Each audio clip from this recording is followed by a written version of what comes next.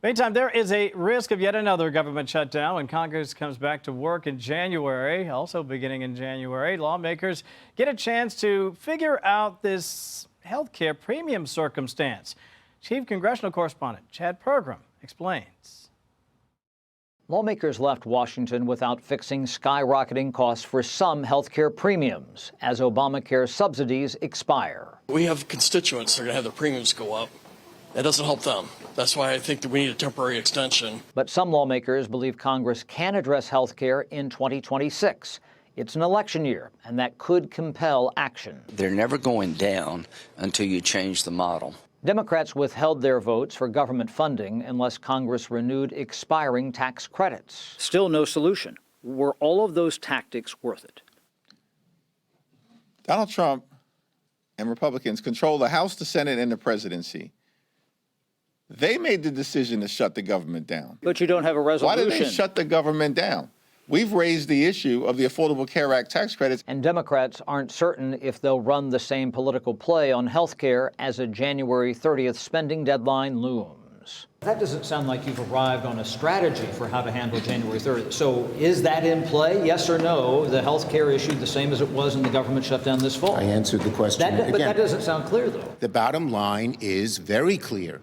You can't do it after January 1st. Once it expires, the toothpaste is out of the tube. At least one Republican believes his party erred not having a health care plan ready at the end of the government shutdown. We have to get into this game. We can't sit back and think that because Democrats have basically owned the health care message in polling over the last 15 years that we should not have a plan. We definitely need one. Some Republicans want to go it alone on health care. They hope to use a special process to bypass a Senate filibuster and pass their own health care bill and campaign on that in 2026. Kevin?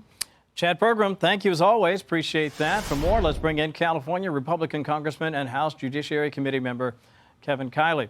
Happy New Year, Congressman. I think Chad really touched on all the points that I really wanted to hit here. I think the real concern, though, is with the subsidies expiring, people want to know, well, what can you do that's different than the sort of ticking time bomb that the Democrats left you with?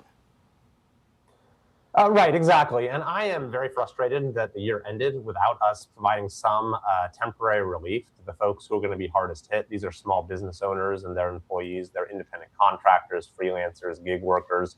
They're going to see their premiums go up by thousands of dollars in some cases, and some people have to go without insurance altogether. That's unacceptable to me, and I've been really critical of the leadership on our side of the speaker for not supporting a compromise measure like the one that I offered with Sam Liccardo. It would have said, okay, we'll do a temporary extension to make it so people don't see this huge increase in costs. But we also got to have reforms to get out the fraud out of the system and to control costs. There were a couple other proposals like that that could have been brought to the floor and that could have passed. So I've been critical of our leadership, but I saw the clip from the minority leader, Hakeem Jeffries. I've been just as critical of him because he's refused to support any of those compromises either. Instead, he had his members support only a clean 3-year extension that includes no reforms whatsoever and that the Senate had already rejected.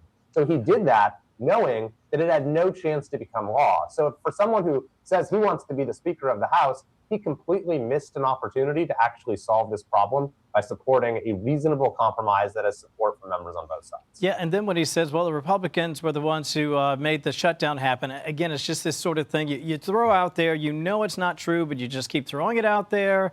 Right. It's amazing to me how people can sort of operate in this way, but, you know, it's politics. I get it. Let me share the congressional scorecard. I just wanted to get your thoughts on this because we had a conversation earlier with Beth Van Dyne, and we're talking about this idea of let's get movement.